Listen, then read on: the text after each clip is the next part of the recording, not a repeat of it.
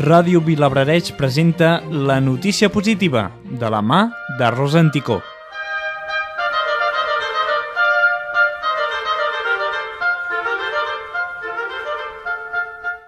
El dia 30 de gener es va celebrar a Girona el Dia Escolar per a la No Violència i la Pau 2014.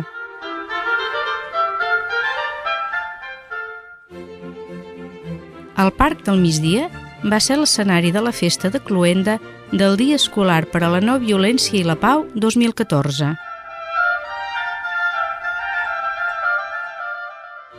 Aquest any, la Diada ha tingut per lema Folars per la Pau i en la jornada hi van participar més de 1.700 escolars.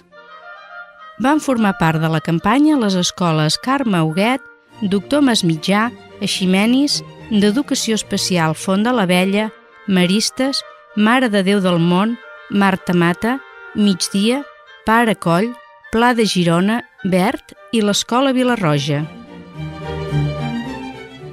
Els alumnes dels instituts Montilivi de Girona i Vallvera de Salt també van participar a la campanya com a dinamitzadors a les escoles duent a terme tallers d'educació per la pau.